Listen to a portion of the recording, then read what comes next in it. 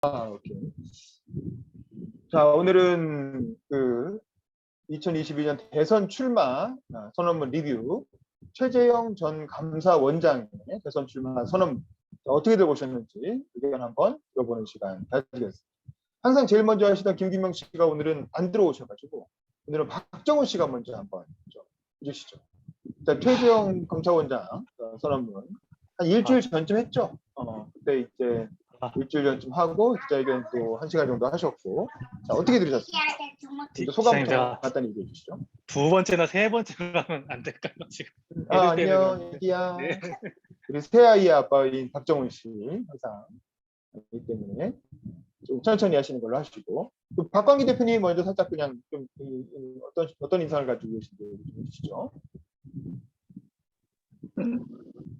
저는 이분이 보수 우파의 원칙 뭐 이런 거를 얘기한 거 외에는 별다른 메시지가 없지 않았나 싶어요.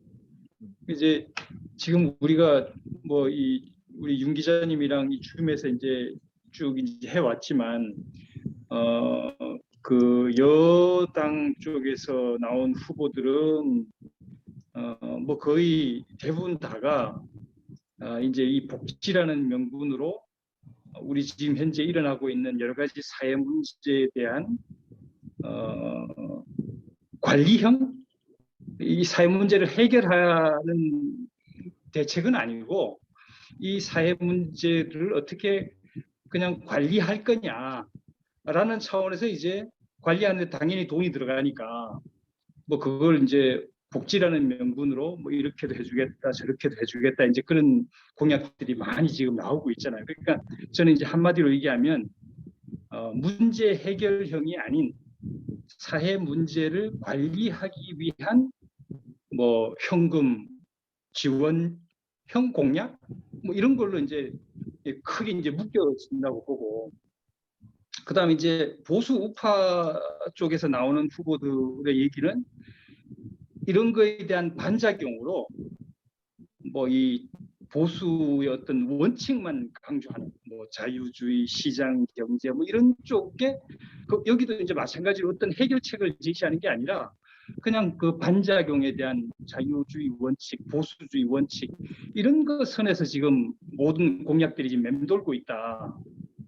이런 생각이 하나 들더라고요. 그래서 양쪽 다 해결책이 아니다. 이거 뭐 지금 최재형 후보께서 말씀하시는 것들이 뭐 반대로 하면 된다라고 하는데, 그럼 뭐 보수가 정권 잡았을 때 왜 그 문제들이 해결이 안 됐을까요? 그렇게 단순히 원칙만 가지고 지금 뭔가 우리 사회 문제를 바라보고 국가 문제를 바라봐서는 대안이 없겠다. 그러니까 이제 결론적으로 저는 요즘 이제 이 대선 후보들을 보면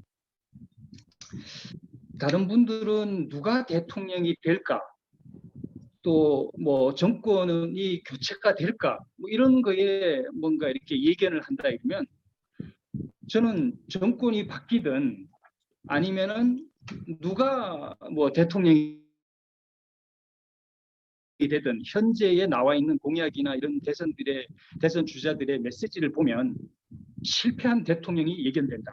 누가 되더라도 반드시 실패한 또 그 하나의 실패 대통령이 또 나오는 거가 된다라는 것을 저는 확실하게 예견을 할 수 있을 것 같아요. 네, 그러게 말입니다. 우리 김선영 변호사님도 간단히 이번 연설문에 대한 소감 얘기해 주시죠. 김 변호사님은 뭐 아시는 분은 이미 다 아시겠지만 특수관계이신 걸로. 네. 뭐 그동안 사실 저희 스터디에 그러니까 캠프에서 활동하시는 특수관계인들이 많이 들어오셨어요. 들어오셔서 같이 토론도 하고 의견 전달도 해주시고 뭐 그랬으니까 부담 갖지 마시고 편하게 얘기하시죠. 저는 이제 거기 당에서 활동을 하고 있고 지금 또 이제 최재형 후보님 캠프에 있기 때문에 뭐 주관적인 나쁜 얘기는 하기 어렵겠죠 아무래도. 변명을 많이 해주세요. 아니 저도 그래서 고민을 많이 했어요. 사실 뭐 저희 당에서 제일 믿는 사람은 윤석열 총장님이시고 또 한검사님이 이제 신랑 지인이기도 한데 윤 총장님이 되게 훌륭하신 분이라고 칭찬을 항상 많이 해서 저도 이제 개인적으로는 모르지만 좀 고민이 됐죠. 이렇게 인기가 많으신 데는 분명히 무슨 이유가 있지 않을까. 근데 이게 저희 당에서는 조금 애매한 것 같아요. 윤 총장님을 지지하는 것 자체가. 왜냐면은 적폐청산 뭐 이런데 이 약간 책임감을 갖고 계시기 때문에 또 저희 분과도 되게 보수적인 분과인데 처음부터 그냥 최재형 후보님을 지지를 하더라고요. 저도 이제 분과에 소속되어 있고 또 조직의 일원이니까 뭐 당연히 따라가게 된 것도 사실은 있었어요. 너무 조금 뭐라 그러지? 윤 청장님에 비해서는 카리스마 부족? 뭐 이런 것도 생각은 했었는데 어쨌든 저는 그 믿는 대로 이루어지는 거기 때문에 조금 그 생각을 많이 바꾸려고는 하고 있습니다. 그 이번 연설문, 그 출마 선언문 자체에 대해서는 내부에서 평가가 어때요? 저는 개인적으로는 다른 분들 것도 다 읽어봤는데 이렇게 딱 느낌이 오잖아요. 본인이 쓴 건지 안 쓴 건지. 근데 저는 최재형 후보님은 본인이 쓰신 것 같더라고요. 그래서 자기 개인의 얘기를 처음부터 이렇게 썰을 풀어놓는 게 저는 좀 마음에 들었고, 저도 여러 번 얘기는 했지만 제가 약간 좀 이상적인 거는 사실 민주당 쪽에 가깝거든요. 개인적으로는. 근데 그 방식이 저는 조금 약간 민주당이랑은 좀 안 맞는 것 같아요. 그래서 최 후보님이 제일 그래도 진보와 보수를 이렇게 통합시키는 아우르는 그런 얘기를 많이 해주신 것 같아서 저는 개인적으로는 나쁘지 않았어요.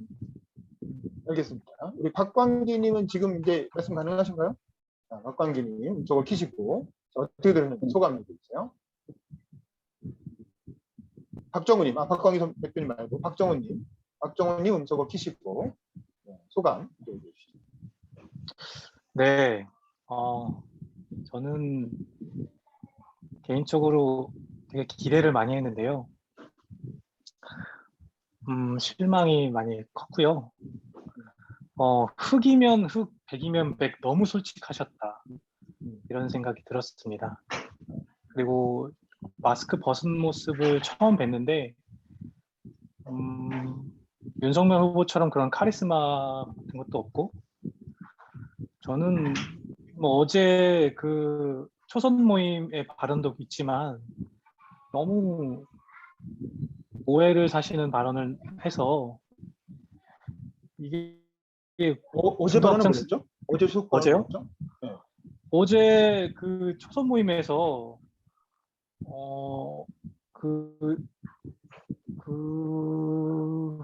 뭐라고 하셨더라? 저 국민의 삶을 왜 정부가 맞아요. 책임지냐고. 국민의 삶 다 책임지는 예, 게 정부가 할 일이냐. 예, 국민의 삶 각자 예, 책임지는 거다. 네네. 근데 그거는 뭐 전에 맞는 태영 말이긴 의원이 한데. 하는 말을 들어보면 뭐 이해는 가요. 이해는 가는데 국민들이 듣기에는 충분히 오해를 살만 하거든요. 그렇죠. 불쾌하죠. 불량식품처럼 불량식품. 왜 그런 말을 하셔서 중도를 확장해야 되는데 왜 그거를 역행하시는지 저는 이해가 안 간다고 느끼면서 그러니까. 윤석열 후보나 최재형 후보나 이 현 정부에 대한 현 정부 때 있었던 사람으로서 그 현 정부에 대한 반대를 했던 그런 정의감 그런 것 때문에 이제 국민들 지지를 받는 거잖아요. 근데 그 하시는 말들을 보면은 참 요새 막 그 간첩들 막 나오잖아요. 네. 이거 뭐 저는 그냥 제 개인적인 생각이지만 이건 무슨 뿌락지도 아니고 그럴 리가 있나? 뿌락지도 아니고 이거 뭐 보수 다 와해시키고 뭐 지금 그런 형국이 아닌가. 민주당한테 근데 정권 더 넘기려고 한 번 더 넘기려고 일부러 저쪽에서 월급 받은 사람도 그런 넘어왔다. 그런 제 머릿속에 시나리오 플레이닝이 막 되는 거예요. 야, 근데 설마 그러게 하겠습니까? 아이 그러진 않죠. 네, 너무 솔직하셨다. 그런 게 너무 느껴졌고, 그런데 그건 좋았어요. 전에 제가 대선 리뷰 때 정세균 후보님 대선 리뷰할 때 막 대학생들이랑 패널들 앉혀놓고 네. 막 말도 안 되는 질문 그거 있잖아요. 억지 미담 근데- 쥐어짜기 뭐 이런 거. 예, 그게 아니라 이번에는 정말 진짜 현실적인 질문들, 그런 질문들, 심도 있고 현실적인 질문들 해줘서 너무 좋았고, 근데 또 한편으로 자기가 좀 잘 모르는 부분에서 솔직하게 얘기하는 답변도 솔직하게 모르겠다고 하는 답변 솔직하게 좋긴 한데, 좀 더 대선 후보라면 좀 능동적으로 발언할 수 있게 좀 공부를 좀 하고 나오셨으면 좋겠다는 생각이 들었습니다. 네. 그러니까요. 솔직하게 너무 솔직했다 이런 생각이 좀 듭니다. 네. 모수 후보답게 안보 하나는 똑부러지게 대답하시는 것 같아서 그거 하나는 마음에 들었습니다. 네, 이상입니다. 저도 좀 이번에 출마 선언문에 대한 그 이어진 기자회견까지 포함해서 그리고 지금까지 행보에 대해서 전체적으로 한번 총평을 해보면 저는 사실 최재형 감사원장에 대해서 기대가 되게 컸어요. 뭔가 이렇게 윤석열 씨가 워낙 이렇게 실수를 많이 했기 때문에 최재형 감사원장이 제일 좋게 봤던 거는 일단 정치 선언 출마 선언하자마자 바로 국민의힘 입당부터 했죠.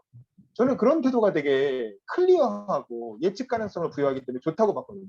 윤석열 씨와 대비되면서 윤석열 총장은 계속 눈치 보고 재고 뭐 이런 그랬는데 최재형 감사원장 그러지 않고 그냥 바로 그냥 국민의힘 깔끔하게 입당하고 국회의원들한테 인사하고 그러면서 그냥 이 사람은 정치인으로서의 정도를 제대로 걷는구나 라고 생각해서 이게 뭔가 이 보수 쪽의 대형 정치 심리의 등장인가? 라고 이제 약간 좀 기대감을 가지고 봤었거든요. 그랬는데 이 출마 선언부터 이제 이렇게 약간 그 기대감이 크면 기대가 너무 컸기 때문에 실망도 컸던 것 같아요. 그래서 일단은 출마 선언문의 내용 구성을 이렇게 보면 그 천하람 씨가 얼마 전에 매불쇼라는 유튜브 채널에 나와서 그 얘기를 하더라고요. 이 출마 선언문 자체를 그 후보가 직접 썼다고. 여러 가지 버전의 출마 선언문이 있었는데 다들 썩 마음에 안 들어 했는데 그 후보가 그냥 직접 써보겠다라고 해서 후보가 직접 썼는데 내용이 좋아서 그냥 그대로 갔다. 뭐 이런 거니까 후보가 직접 쓰신 것 같고 제가 보기에도. 근데 이제 그랬기 때문에 그만큼 한계에도 노출된 거죠. 후보 자신이 직접 썼기 때문에 생기는 강점이 있는 반면 단점도 있는 거죠. 그러니까 일단 자기 얘기를 한 부분 좋았던 것 같아요. 대형 이렇게 감사원장을 그만둔 이유에 대해서 어떤 사람들은 그냥 감사원장이나 하면서 명예롭게 살 수 있는데 왜 굳이 정치를 하려고 하느냐 이런 질문들 자기에게 주어진 여러 가지 질문들에 대해서 진솔하게 자기가 대답을 한 것 얘기해 준 건 참 좋고 또 미담 제조기라고 하는 그 이른바 변명 그 별명에 대해서 또 좋은 별명이지만 내가 무슨 미담이냐 우리 국민들이 그냥 군대 자연스럽게 딱 가고 어려운 사람이 있으면 이웃 돕고 뭐 그냥 해야 될 일을 한 것뿐이다. 그리고 우리 국민들이 다 미담 조족이 아니냐 그런 식으로 달리고 우리 국민들이 다 하는 일일 뿐이다. 내가 무슨 특별히 대단한 일을 했느냐 라면서 이제 겸손한 태도로 어떤 본인에게 어떤 본인에 대한 이야기를 풀어나가는 도입부가 되게 좋았다. 그런 부분은 좋긴 한데 다만 새로울 건 없었다.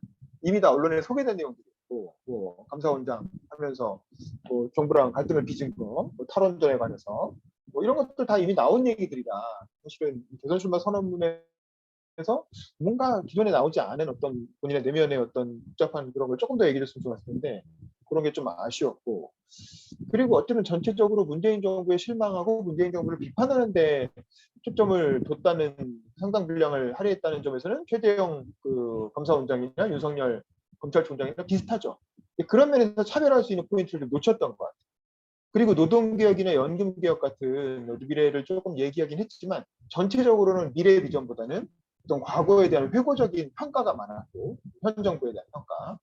근데 그 부분은 이 대선 출마라고 하는 거, 총선 같은 국회의원 선거 같으면은 최재형 국회의원을 뽑는 거라면 굉장히 좋은 접근 방식인데 누누이 얘기했지만 대선은 회고적 투표가 아니라 전망적 투표라는 거야. 우리 국민들은 앞으로 5년간을 맞게 사람 뽑는 거지 과거를 심판하기 위해서도 있지만 그것보다 압도적으로 사실 미래에 대한 비전을 대선에서는 더 요구하거든요. 그러면 최재형만의 미래 비전이 좀 나와야 되는데 일단 그런 것들이 너무 부족했다라는 거. 그거는 본인 스스로 인정한 대로 준비가 아직 안 돼 있는 딱 그 안보적인 어떤 가치관, 국가에 대한 어떤 국가관, 또 안보 뭐 이렇게 몇 가지 또 감사원장을 했으니까 또 판사를 했으니까 또 몇몇 자기가 전문성을 쌓은 분야에 대해서는 확실히 이제 그 상식이 있겠지만 그 외의 분야에 대해서 특히 외교 분야라든가 경제 분야에 대해서 너무 무지하다는 걸 너무 쉽게 드러냈다라는 것이고 그리고 이제 그 연설을 하는 과정에서 보여준 뭐 제스처나 손짓이나 이렇게 발음, 발성, 목소리는 좋으신데 그걸 이렇게 활용하는 방법 같은 게 너무 이제 이게 초보 티가 나는 거예요. 연습을 안 해본 사람이 며칠 연습해갖고 하는 티가 나는 거야.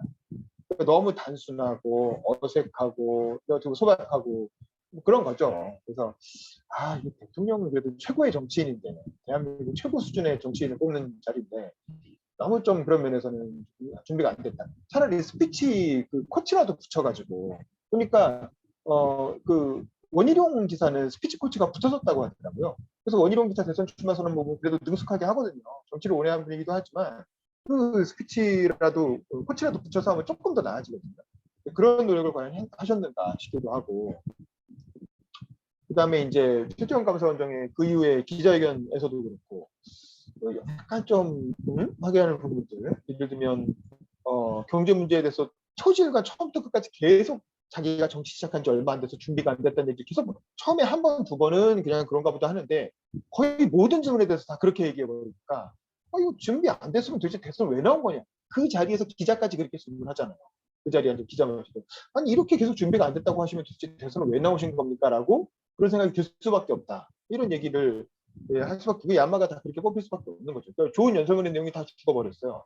그리고 다 그냥 야마가 경제 문제 준비 안 돼. 이렇게 다 뽑혔고 그다음에 이제 또 헌법 가치를 가장 잘 지킨 대통령이 누구냐? 그때 물어보니까 이승만 대통령 얘기했단 말이에요. 근데 그것도 굉장히 고심하다가 당황하는 게 느껴졌어요. 왜냐면 이게 한 번도 이걸 미리 예습을 안 해봤나? 그 캠프에서 서로 이렇게 기자 역할을 맡겨가지고 어떤 사람은 조선일보, 어떤 사람은 한겨레 기자, 어떤 사람은 오마이뉴스 기자 이렇게 맡겨보고 질문 던져보고 예상 질의응답을 해봐야 될 거 아닙니까? 근데 너무 그게 안 돼 있고 가장 헌법 가치를 잘 지킨 대통령이 이승만이라고 하면 이승만이 4.45로 삼선 개헌하고 그다음 3.15 부정선거한 거 세상 사람들 다 아는데 그런 사람은 헌법 가치를 잘 지켰다라고 하면 이 상식적으로 납득이 안 되잖아요. 물론 그런 사람 찾기가 어렵겠죠. 보수 쪽에서는 특히 김대중 얘기하기도 그렇고 이해는 하지만 어쨌든 좀 이해하기 어려운 질문. 그러다 보니까 그 이후에도 계속 실수가 계속 이어지는 거예요. 예를 들면 야외에서 마이크 쓰는 문제 이거 별거 아닌 것 같지만 할 수 있죠. 정치 처음 시작하는 초보가 할 수 있지만 문제는 이 양반이 선관위원장을 하신 분인데 본인 스스로가 선관위원장을 하신 분이 선거법을 잘 몰라가지고 단순 실수를 했다는 게 그리고 그렇게 법치를 강조하시는 분이 실정법을 어긴 셈이 된 거잖아요. 선거운동 과정에서. 그런 것들이 이제 다 치명적인 타격으로 다가왔고 결국에는 어쨌든 이런 것들이 전체적으로 너무 준비 안 됐다는 인상을 주면서 저는 처음에 가졌던 굉장히 신선하고 뭔가 이렇게 정도를 걷는 어떤 대형 정치 신인 그리고 여차하면 윤석열처럼 불안하지 않고 안정적으로 보수를 결집시킬 수 있는 그러면서도 중도적인 그 느낌을 따뜻한 보수의 느낌이잖아요. 아무래도 윤석열이 좀 더 이렇게 강한 보수라면 이쪽은 약간 따뜻하고 부드러운 보수 느낌이기 때문에 사실은 이제 중도 세력까지 아우를 수 있는 확장력이 큰 보수 정치인이 등장했다고 생각을 했는데 이제 너무 준비가 안 됐다라는 게 초기에 드러나고 그런 부분들을 왜 캠프에서 미리 좀 예상 질의응답 부동산 문제 당연히 나올 거 아닙니까? 그러면 그리고 출마 선언을 빨리 한 것도 아니고 뒤쪽에 했는데 그럼 앞에 대선 출마하신 분들이 질문 받는 거 보면 대충 어떤 질문 나올지 뻔한 건데 예상 질문 공부라도 시켜서 내보냈어야지. 잘 전해드릴게요. 네. 그런 생각이 들어서 좀 아쉬웠다라는 생각이 듭니다. 일단 저는 여기까지 하고 자 그러면 두 번째 질문으로 들어가서 자 그러면 이 순간 여러분이 캠프에 최재형 캠프에서 일했으면 참모라면 실제 참모도 있지만 어떤 조언을 하시고 싶은지 그럼 이거 김선영 변호사님 맨 마지막에 해주고 먼저 박광기 대표님부터 여기서 걸 키시고요. 자 지금 이 순간 그래도 최재형 감사원장 잘하려면 어떻게 됩니까? 지금 우리 국민들이 윤 총장님도 그렇고 최 원장님도 그렇고 새로운 뉴 페이스지 않습니까? 왜 뉴 페이스에 대해서 기존에 있는 정치인들보다 더 이렇게 지지를 많이 보내고 지지율이 높을까? 그거는 이제 윤 기자께서 말씀하신 것처럼 기존에 있던 정치인들이 국민들이 기대하는 어떤 희망, 미래에 대한 비전 이런 걸 이제 못 주니까 새로운 얼굴이 나오면은 뭔가 새로운 또 세상이 열릴 수 있겠구나 하는 그런 기대감이 이제 반영돼서 뉴페이스가 이제 지금 국민들의 지지를 받는 그런 형국이 지금 되어가고 있잖아요. 근데 사실 뉴페이스가 나와서 하는 얘기는 새로운 이 얘기가 없단 말입니다. 그래서 저는 뭐 꼭 최 원장님뿐만이 아니라 여기 대통령 후보로 나오는 분들이라면 저는 이런 생각이 들어요. 회사에도 이제 회장이 있고 사장이 있고 뭐 있지 않습니까? 그러면 회장의 역할이 분명히 다르거든요. 아주 구체적으로 다르죠. 예를 들면 회장은 내가 어떤 사업을 새로 시작할까라는 거가 만약에 자기가 하고 있는 업무의 70이라면 사장은 이미 회장이 진출한 그 사업을 어떻게 이걸 더 잘 키울까 이거에 이제 한 70%가 또 가 있는 것처럼 이 각자 그 역할이 다르단 말이죠. 그럼 지금 우리 대통령을 뽑는 거는 대한민국이라는 이 국가 전체를 어떻게 할까가 사실은 이분의 업무의 70%가 되지 않았습니까? 그러면 지금 사실 뭐 일자리다, 그 다음에 양극화다, 또 뭐 집 부동산 문제다 이런 모든 우리 국민들의 이 삶은 국가라는 틀 속에서 이루어지는 거지 국가라는 틀 밖에서 따로 존재하는 게 아니라고 보거든요. 그러면 그 국가라는 틀은 즉 대한민국은 또 이 지구상에서 혼자 존재하는 게 아니라 이 글로벌한 국제 관계 속에서 대한민국이 존재하는 거라는 거죠. 그렇다면 지금 우리가 국민들이 맞닥뜨리고 있는 일자리 문제, 격차 문제, 부동산 문제 이런 모든 것들이 다 결국은 국제사회하고 연결되어 있다는 거죠. 그렇다면 국가의 리더인 대통령은 국제사회에서 대한민국을 어떻게 포지셔닝할 거냐 여기에 대한 담론이 나와야 되는데 저는 지금 이때까지 12명, 뭐 13명 후보들 중에 국가의 포지셔닝을 국제사회라는 큰 바다 속에서 어떻게 포지셔닝해서 그렇게 포지셔닝함으로 인해서 우리 국내에 있는 사회 문제가 어떻게 해결될 수 있다라는 그런 로드맵 비전을 거론하는 사람 한 분도 본 적이 없어요. 그 예를 들면 지금 우리가 싱가포르 있지 않습니까? 이 싱가포르이 사실은 80년대 후반, 90년대 초만 해도 우리하고 거의 비슷했어요. 이 살아가는 서울 사람들 그 뭐 GDP 수준하고 거의 비슷했단 말이죠. 근데 이 지금 6만 불이 넘잖아요. 우리 2배가 지금 넘어가요. 그렇죠? 그러면 자 이렇게 한번 보자. 이거 싱가포르 국민들이 우리 국민들보다 더 똑똑해서 그럴까? 나는 전혀 그렇지 않다고 봐요. 나는 내가 싱가포르에서 한 뭐 5, 6년 근무를 해봐서 내가 아는데 훨씬 우리 국민들이 우수하고 학력도 높거든요. 그 다음에 싱가포르에 무슨 삼성이 있습니까? 현대가 있습니까? 무슨 반도체가 있습니까? 뭐 없거든요. 소위 말해서 뭐 스타라 내세울 만한 기업도 없고 또 글로벌하게 뭔가 휘어잡는 산업도 없단 말입니다. 그런데 어떻게 싱가포르 있는 국민들은 그 600만 국민들이 그렇게 우리보다 일자리도 더 많고 또 어떻게 그렇게 더 이 소득도 더 많고 또 어떻게 그렇게 더 잘 살 수 있는 여건이 돼 있는지 나라 자체가 한 그레이드 올라갔기 때문이라고 저는 보거든요. 그러면 지금 대한민국이 이렇게 다들 전환기라고 외치는데 이 엄청난 전환기에 뭐를 전환할지는 뭐 각자마다 또 얘기가 다르겠지만 그럼 이 대한민국 이 전환기에 도대체 글로벌하게 어떻게 포지셔닝해서 진짜 이 국가 자체가 싱가포르처럼 더 많은 기회가 생기고 해서 뭐 일반 국민들이 교육 수준이 뭐 상대국보다도 좀 덜 하더라도 더 많은 기회가 생기고 더 많은 투가 들어올 수 있게끔 나라 환경 자체를 만들어 줄까 뭐 이런 비전을 고민을 좀 하는 후보를 보고 싶은데 그런 후보가 나오지 않는 게 너무나 안타까운 거예요. 그래서 나는 그거를 우리 저 최재형 후보부터 지금부터라도 국가적인 담론 국제사회 속에서 대한민국의 포지셔닝에 대한 담론 또 그로 인해서 우리 국내 문제를 어떻게 해결할 것인가에 대한 인과관계 이런 거에 대한 새로운 관점 새로운 어떤 세상 이런 거에 대한 얘기를 국민들한테 좀 들려주는 그런 첫 후보가 좀 됐으면 좋겠다 이런 생각이 듭니다. 네, 감사합니다. 자, 그리고 박정훈 님도. 박정훈 님이 만약에 최재형 캠프에서 활동을 하신다면 그래서 최재형 후보에게, 예비 후보에게 뭔가 직접적인 조언을 하실 수 있다면 어떤 조언을 하시겠습니까? 음,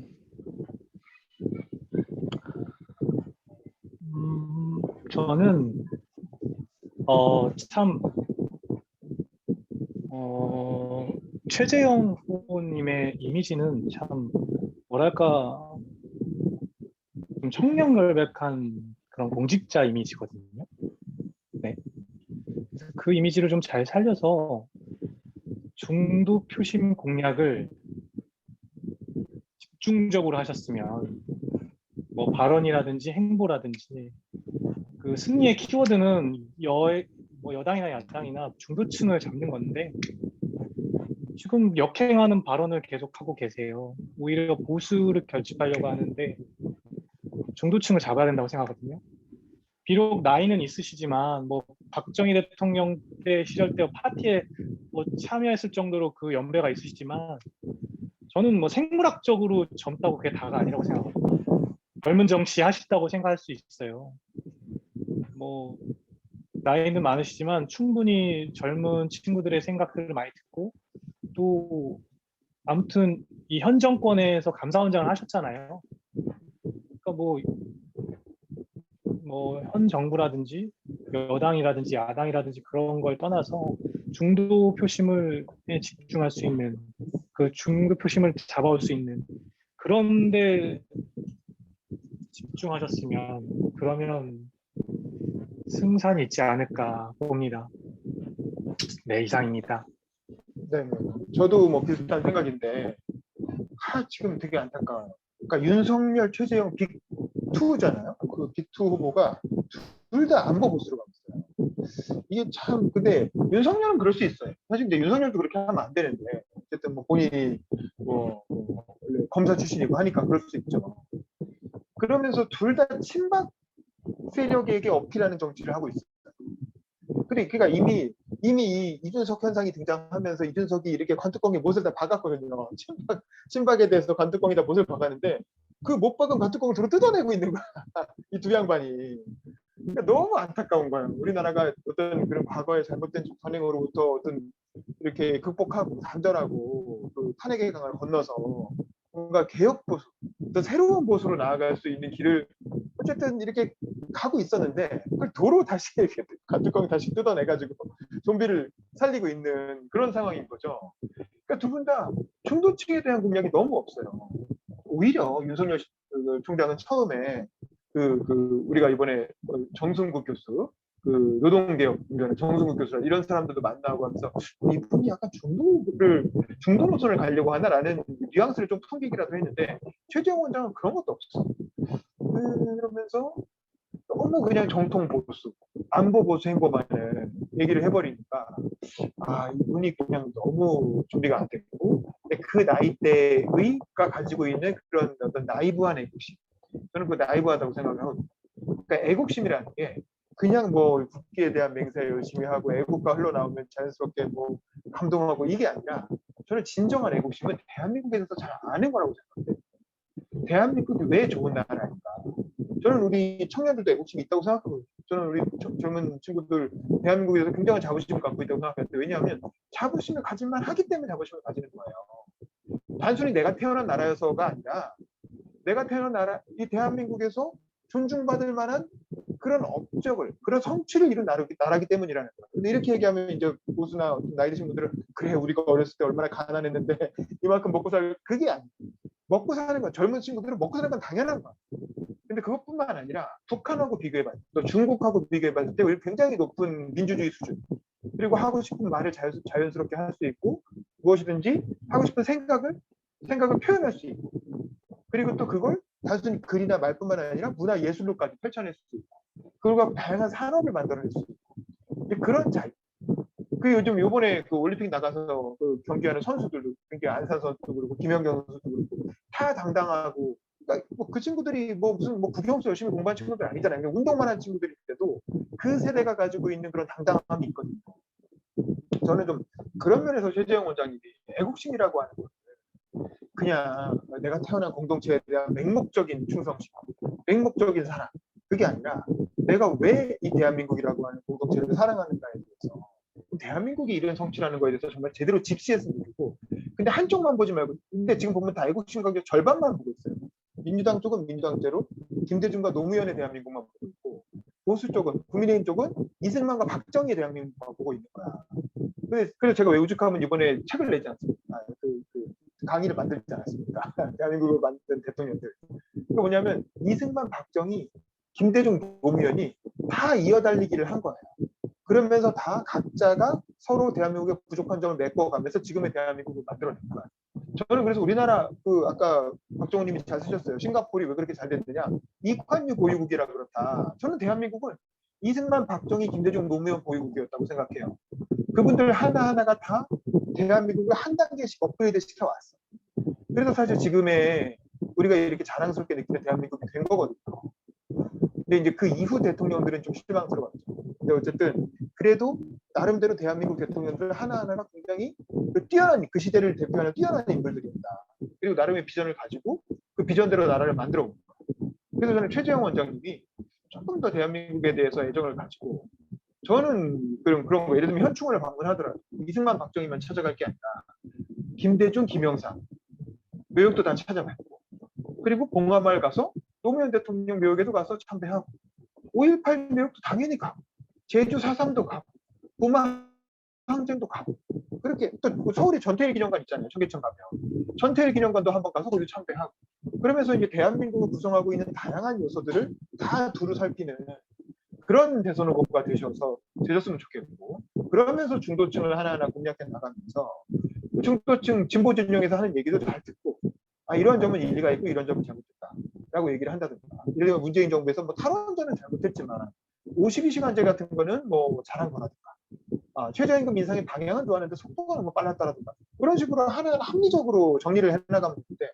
그냥 무조건 노무현, 문재인 저놈들은 나쁜 놈들이고 이렇게 자기 어떤 그 진영의 이익을 위해서 상식을 파괴했고 그러니까 윤석열 총장하고 차별화가 안 되잖아.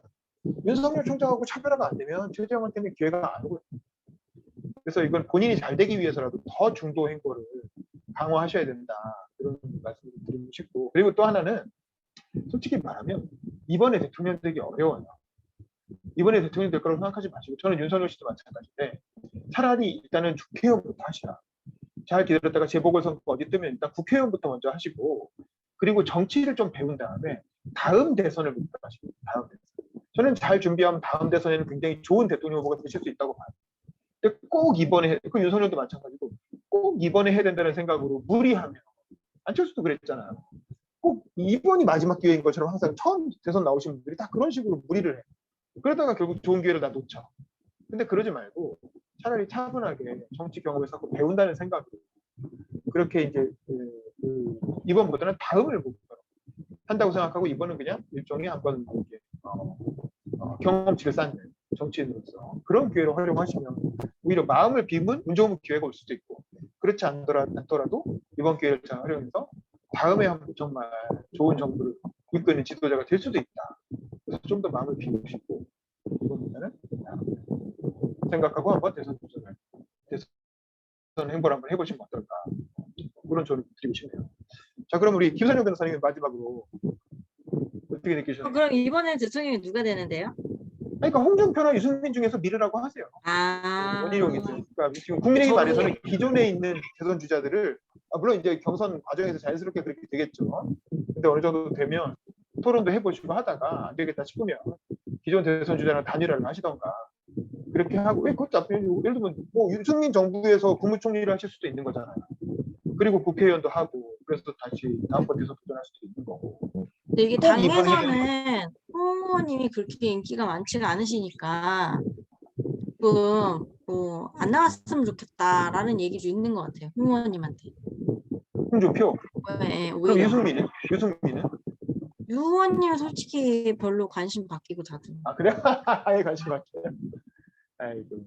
잠깐, 유 김규명 씨도 의원님- 오셔갖고, 그럼 김규명 씨부터 먼저 좀 듣고 우리 김선영 변호사님은 마지막에 듣겠습니다. 우리 김규명 씨 들어오셨는데 음소거 키시고, 간단히 이번 출마 선언 어떻게 보셨는지 하고, 지금 우리가 조언까지 하고 있거든요. 그러니까 한꺼번에 묶어서 그냥 얘기하세요. 네, 출마 선언은 어떻게 보셨는지 하고, 그다음에 그다음에 최재형 원장한테 하고 싶은 조언까지 묶어서 같이 말씀하시죠. 지금 들리시나요? 네, 들립니다. 얘기하세요. 네. 사실 최재형 원장 같은 경우에는 지금 출마 선언문을 하기 전에 예전 아침 방송 라디오 아침 프로그램에 같은 게 나가가지고 인터뷰했던 걸 좀 먼저 들었던 기억이 있어가지고 그때 최재형 원장이 되게 사회자의 질문이나 이런 거에 대해서 되게 답변 제대로 못하고 답변하더라도 되게 너무 이상한, 그러니까 우리가 흔히 말하는 사회적 통념이랑 너무 벗어난 듯한 답변을 많이 해가지고 좀 되게 부정적으로 봤었는데, 후보자에 대해서 되게 부정적으로 봤었는데, 그러고 지금 출마 선언문을 보니까 출마 선언문 자체는 생각보다 그거의 그런 낮은 기대치에 비해서 생각보다 괜찮았다라는 게 제 평가였습니다. 그래서 이게 보통 이런 출마 선언문 자체는 후보자 본인도 본인이지만 기본적으로 참모가 써주는 걸로 알고, 기본적으로 참모가 좀 메이킹 해가지고 같이 서로 커뮤니케이션하는 과정에서 이제 선언문이 완성되는 걸로 알고 있는데, 이 선언문 써준 참모 자체는 그래도 어느 정도 생각을 하고 컨텐츠가 있는 사람을 뽑았구나라는 생각이 좀 들었습니다. 그리고 조언, 하고 싶은 조언. 네, 그 부분에서 다만 개인적으로 좀 선언문이 좀 아쉽다고 생각한 부분은, 본인이 가장 갖고 있는 컨텐츠를 자랑하면서 본인이 스스로 미담 대족이라고 하면서 병역 이양한 가문이라든가 입양한 사실이라든가 그런 것들을 은선을 사용하긴 했는데, 살짝 이거는 좀 오버해서 그러니까 이런 얘기들은 본인이 하는 게 아니라 약간 사람들이 얘기해 주는 게 더 좋은 것, 그걸 그냥 듣고 있고 그걸 인용해서 쓰는 게 좋지 않을까라는 생각이 좀 들었습니다. 그리고 조언이라고 하면은 개인적으로는 이제 앞서 말한 선언문 자체에 대해서는 그렇게 생각하는데, 후보자 본인이 그 외에 뭐 기자회견이나 그런 나중에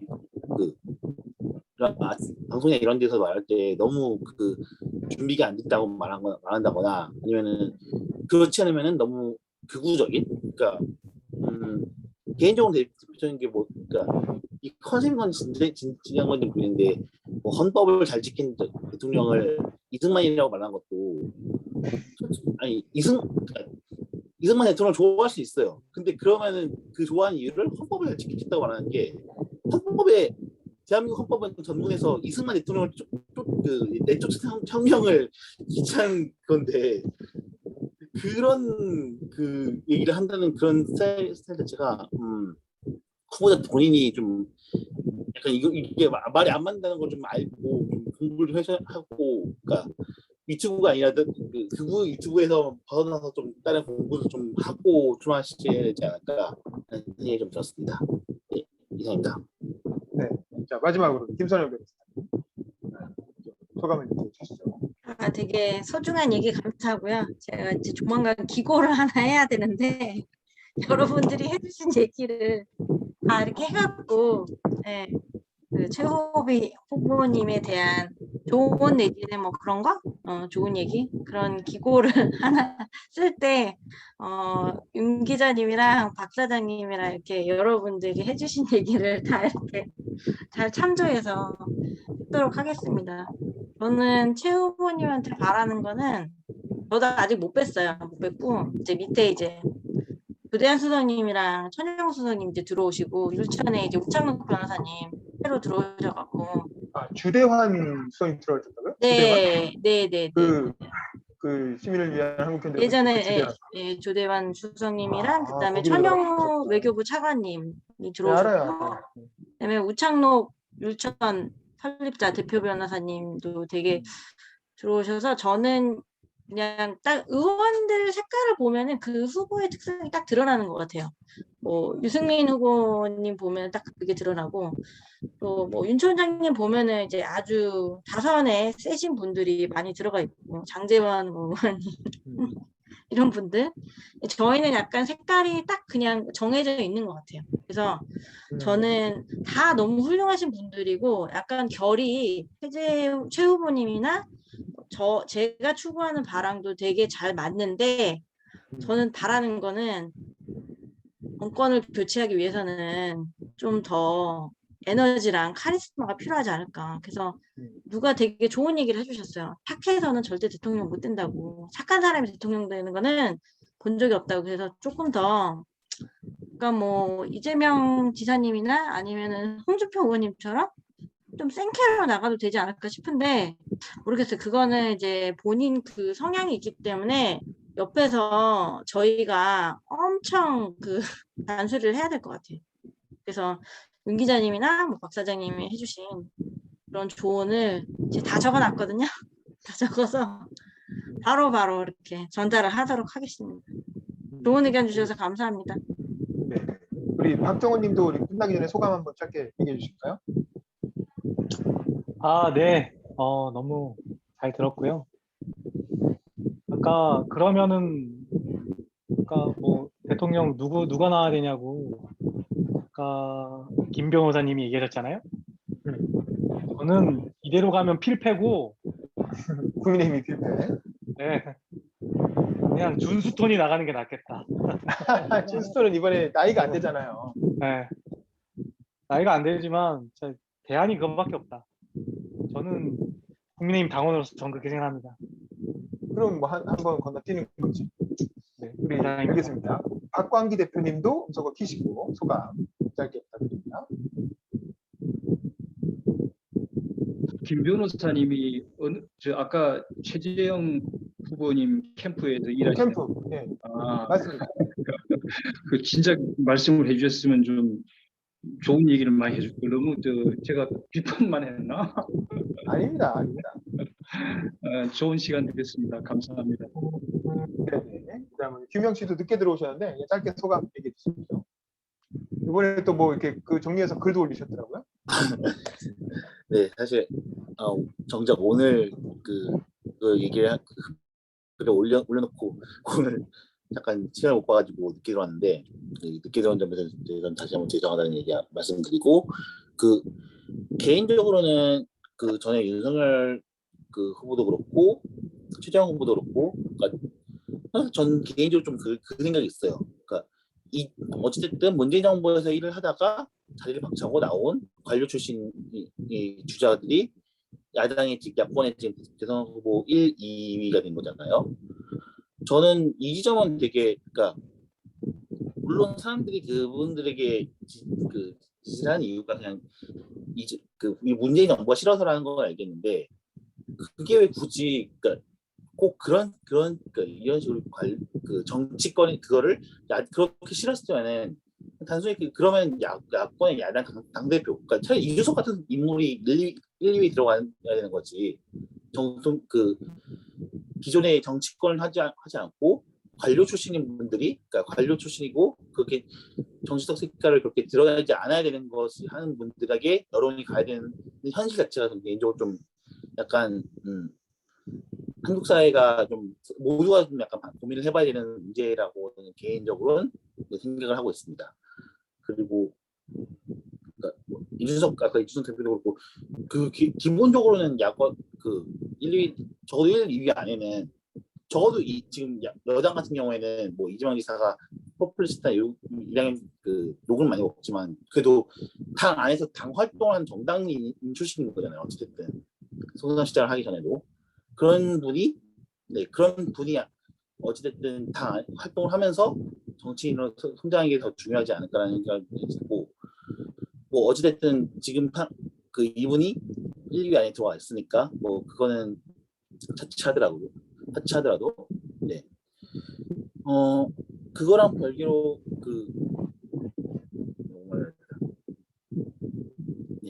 그거랑 별개로 최재형 이분 같은 경우에 어찌됐든 인기가 왔었으니까 그거 가지고 정치를 하셨다 생각했으면은 조금 더 본인만의 컨텐츠가 있는 식으로 나갔으면 좋겠다는 생각을 했었고 그게 천안문에서는 어느 정도 좀 그걸 만들려는 노력을 한 건 보였어요. 근데 그 이후의 행보에 대해서는 좀 그렇지 않았던 점이 되게 좀 아쉬웠습니다. 네. 이상입니다. 오늘 좀 제가 약간 피곤한 상태에서 좀 늦게 와가지고 좀 많이 행사수설도 한 것 같은데 네, 뭐 들어주셔서 감사합니다. 네, 감사합니다. 그 제가 조금 전망을 좀 해보면 이렇게 될 것 같아요. 후보는 윤석열 총장이 되고 최재형 원장은 중간에 떨어지겠죠, 당연히. 이렇게 컷오프되는 과정에서. 그리고 나서 대선에서 윤석열 총장이 질 것 같아요. 그래서 민주당 정권이 또 돼. 그러면 야당 대표를 누가 하겠어요? 국민의힘 대표를? 저는 그때 최재형 원장이 등판할 수 있다고 봐요. 그 야당 국민의힘 비대위원장 같은 걸 하실 수 있죠. 왜냐하면 이준석 씨도 책임지고 물러날 거 아닙니까? 대선 지고 나면 당연히. 그러면 윤석열, 최재형, 거기다가 윤석열, 거기 홍준표, 유승민까지 다 사실은 대선 주자들을 공동 책임인 거예요. 그럼 다 이선 후퇴하고 나면 결국 그럼 당 누가 책임겠어요? 제 생각에 최재형 원장이 그 비대위원장, 당 빼지는 아니어도 당의 어떤 그 당을 패배한 정당을 추스리는 비대위원장으로 나설 가능성이 크고 그렇게 해서 당 대표급으로 국민의힘 당 대표급으로 다음 총선을 지휘하시고 그러면 최재형 원장이 공천을 다 하는 거예요. 그렇게 해서 국민의힘을 확 개혁한 다음에 그 힘을 가지고 다음 대선에 도전하시면 저는 충분히 다음 대선에서 한번 노려볼 만하다. 그때 이준석까지 다 흡수해가지고 사실은 아우르면서 가면 해볼 만하게 되는 거죠. 그래서 그런 지금 최재형 원장이 제가 보기 경제 상대는 윤석열이 아니라 길게 보면 저는 이준석인 것 같아요. 왜냐하면 다음번 대선에 이준석은 반드시 나올 거고 그럼 당내에서 오히려 이준석과 경쟁해야 될 것이다. 그리고 이번 대선은 어차피 최재형 원장이 먹는 판이 아니에요. 먹기도 어려워. 근데 다음 대선은 충분히 노려볼 만해요. 지금부터 6년, 1년 프로젝트가 아니라 6년 프로젝트라고 생각하고 준비하면 다음 대선은 분명히 가능성이 있고 그러려면 오히려 지금부터 중도층 공략을 통해서 이준석 지금 사고 많이 치고 있잖아요. 젊고 경험이 부족하기 때문에 이제 그 어떤 약점을 보완하면서 중도를 아우르는 어떤 따뜻한 온건 보수 그리고 개혁 보수 그리고 경제 보수, 경제 공부 좀 하셔가지고 이제 뭐 그렇게 하면 좋을 것 같고 그다음에 그 지금 그 부족한 부분을 메꿀 수 있는 방법은 뭘까 생각해 보면 김동연 경제부총리를 영입하시는 게 적극적으로 그렇게 해서 지금 경제 보수를 해야 되는데 경제가 부족하고 근데 이거는 개인적으로 잠깐 공부해갖고 어차피 금방 늘 수가 없잖아요. 그리고 대통령 자체가 경제 전문가일 필요는 없거든요. 그러면 그런 어떤 그 자신의 부족한 부분을 가장 잘 메꿔줄 수 있는 사람을 영입해서 짧은 시간 내에 그렇게 메꿀 수밖에 없어요. 사실 여기 계신 박광기 대표님을 영입하셔도 좋고 아마 안 가시겠지만 그렇게 경제적으로 상징성이 있는 분을 영입해서 그걸로 메꿔 나가는 수밖에 없다. 근데 지금 곁에 계신 분들은 다 그냥 좋은 분들, 자기 분야에서 되게 좋은 인품을 가지신 합리적인 상식인들은 많이 있는데 특정 분야의 전문성을 가진 분들이 별로 없다. 그럼 특히 경제 분야에서 기업인 출신이라든가 유능한 경제 관료로 정평이 있는 사람이라든가 그런 분들을 영입하셔서 약점을 보완하시는 게 좋지 않을까 그런 생각이 들고 어쨌든 이번 대선보다는 장기적으로 다음 대선을 보고 뛰시라. 그리고 중간에 당대표 한번 하고 다음번 대선은 왜냐하면 다음번은 좀 엄청난 중간 심판 선거를 할 수 있기 때문에 다음번 총선에서는 굉장히 유리합니다. 저쪽 민주당이 만약에 정권 대책을 한다는 전제야. 그래서 굉장히 큰 정치로 성장할 수 있으니까 이번 선거에 너무 크게 연연하지 마시고 길게 보고 정도를 걷는 정치를 하시라. 그리고 중도층을 공략하시라. 이런 얘기 마지막으로 한 번 더 드리겠습니다. 뭐 김선영 변호사 혹시 끝나기 전에 한 번 더 마무리 말씀 하실래요? 아니 안 하셔도 되고 패스하셔도 되고. 뭐 좋은 말씀 감사하긴 한데 저도 공천 받아야 돼서 이번 선거 그렇죠. 이겨야 돼요. 네네. 그러니까 이번 선거 얘기하는 게 아니고 어차피 국회의원 나가실 거잖아요. 그러니까 지방선거 준비하실 건가? 내년 지방선거도 생각하고 있어요. 지방선거 준비하실 거예요? 네. 알겠습니다. 지방선거면은 이번에 이겨야 돼요. 근데 국회의원 생각하면 이번에 저도 오히려 국회의원은 유리할 수 있어요. 뭐 그렇긴 한데 일단 지선하다가 그렇죠. 고위원청 하다가 그다음에 일단 이겨야 돼. 네. 알겠습니다. 선거 질 거로 생각하면 안 돼. 자, 그럼 다들 고생하셨고요. 자, 오늘은 여기서 마무리할 텐데 우리 사진 한번 찍고 마치겠습니다. 자, 화면 좀 봐주세요. 자, 화면 보시고 하나, 둘, 셋.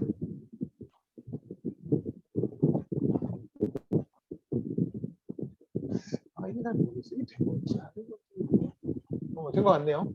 자, 고생하셨고 그러면 다음번에 지금 아직 홍준표, 유승민 안 했죠?